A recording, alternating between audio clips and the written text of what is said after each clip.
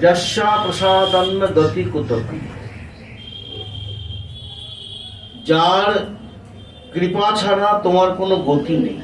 ধ্যেয়ং স্তবং তস্য যশস্তি স্তুত্যা, তাকে তোমাকে ত্রিসন্ধ্যা স্তব স্তুতি ধ্যান করতে হবে। তিনি কে? বন্দে গুরু শ্রী চরণারবিন্দ, তিনি হলেন আমার শ্রী গুরু পাদ। এখন গ্রন্থ এত উন্নত, শাস্ত্র এত উন্নত, এই জন্য বললেন শাস্ত্রবিধি মুৎসৃজ্য কাম কারক। শাস্ত্রকে না মেনে কোনো কাজ করা উচিত না, শাস্ত্র মেনেই সব কাজ করা উচিত। শাস্ত্রে সকল সিদ্ধান্তের কথা বলা আছে।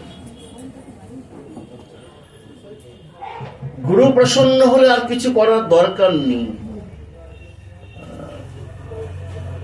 সেই সে উত্তমাগতি, এটাও বলা আছে, শ্রী গুরু চরণরতি সেই সে উত্তমাগতি, যে প্রসাদে পূর্বে সর্ব আশা। সবই ঠিক আছে।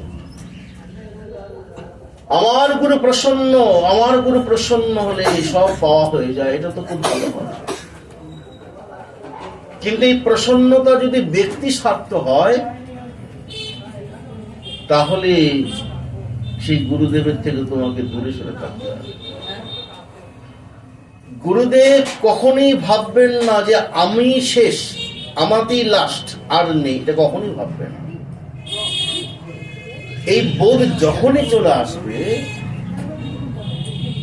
তখনই ব্যক্তি স্বার্থ চরিতার্থ হবে। কিন্তু গুরু কি? গুরু রূপে কৃষ্ণ কৃপা করে ভক্ত জানে। গুরু সবসময় ভাববেন আমি কি? আমি তো নিমিত্ত মাত্র, আমার কাজটা হলো তোমাকে আমার গোবিন্দ চরণে পৌঁছে দেওয়া, তাই তো। নাহলে জপের মালা দেওয়া হয়, কানে কি মন্ত্র? আমার নাম দেওয়া হয়, গুরুর নাম। গুরুর নাম মানে কি? গুরুদেব যে মন্ত্রটা দেবে সেটা জপ করতে হবে। তা না হলে চৈতন্য ভাগবতে বলছেন, অনেক জায়গায় পড়েছি, যে গুরু যেন তেন প্রকারেই হোক ব্যক্তি কেন্দ্রকে, ব্যক্তিকে প্রতিষ্ঠা করছে, সেই গুরু শিয়ালের দল। চৈতন্য ভাগবত খুলে না, আমার কাছে আছে।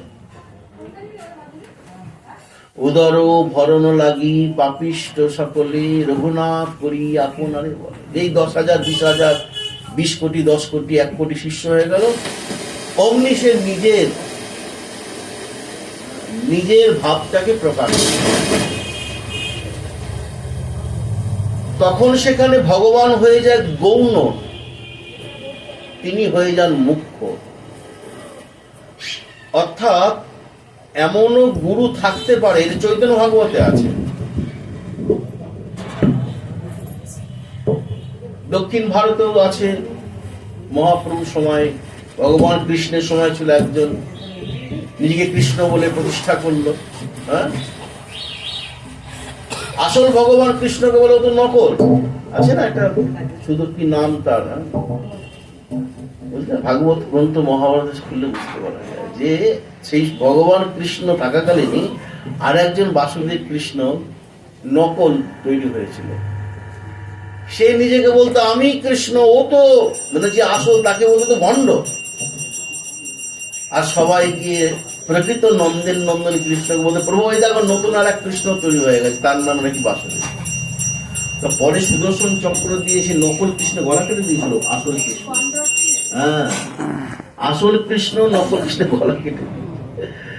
মহাপ্রভু প্রকটকালীন আর একজন বেরিয়েছিল, সেও নিজেকে ভগবান বলতে আরম্ভ করেছিল। এটা চৈতন্য ভাগবত করলে পাওয়া যায়। নিজেকে আমি ভগবান, মানে গুরু, অনেক শিষ্য হয়ে গেছে, আমি ভগবান। হ্যাঁ, মানে ভগবানের মতন হাব ভাব। তো তখন বৃন্দাবন দাস ঠাকুর কলম তুললেন, এরা শিয়ালের দল, এদের পাল্লায় পড়লে গুরুও যাবে, শিষ্যও যাবে। মহাপ্রভু তো পরিষ্কার বলেই দিয়েছেন, গুরু যথা অজ্ঞ শিষ্য তথা হয়। চৈতন্য ভাগবত করে না। গুরুর আসরে বসলে তো সে গুরু হবে না, গুরুর গুরুত্ব তাকে বুঝতে হবে।